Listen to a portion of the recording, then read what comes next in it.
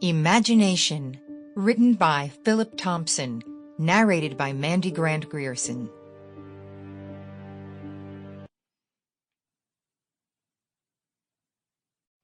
Chapter 1. Jason Carmichael walked across the thin passageway of the bookstore, his eyes wandering through the shelves that stood tall on both his sides. And soon his eyes fell on a book that he thought would help him write the one he was working on. He pulled it out from between the colorful stack, turned it around, and read. Once upon a time there was a horse whose body was adorned with 1,000 golden beads. He swept across the lands and flew over the oceans. His majestic wings spread across the lands beneath him, and his voice echoed the mountains. But an evil beast waited for him at the top of the burnt mountain, with the princess of the land chained in a cage, guarded by poisonous scorpions. Will he win? Jason shook his head and put the book back. It was one he had already read before.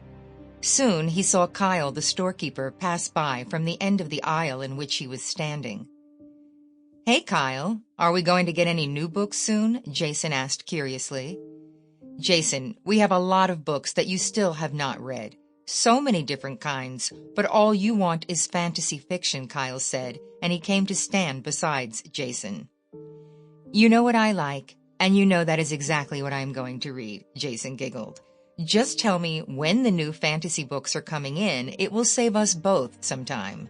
Kyle shook his head, knowing that there was no way he could get Jason to try a new genre. "We have some new books coming in tomorrow. They'll be here in the morning and will be up on the shelves by the afternoon.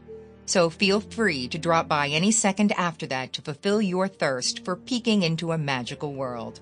Kyle laughed slightly and then made his way back to the end of the aisle, disappearing once again. Jason did the same and walked out of the door towards his aunt's house. Aunt Gwen's house was right in the middle of the neighborhood. The one-story building was surrounded by lush green grass on all four sides.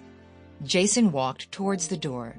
The faint light coming in through the side window made him sure that Aunt Gwen was still awake and probably in the lounge, waiting for him.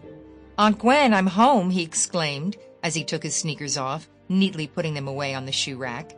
He tossed his keys in the bowl that rested on a small table at the corner of the entrance, before making his way to the small kitchen in search of something that he could eat. "There is some leftover casserole in there and some bread on the counter," Aunt Gwen said as she walked in as well, placing her empty cup of tea in the sink. "Did you find something good then?" By then... Sample complete. Ready to continue?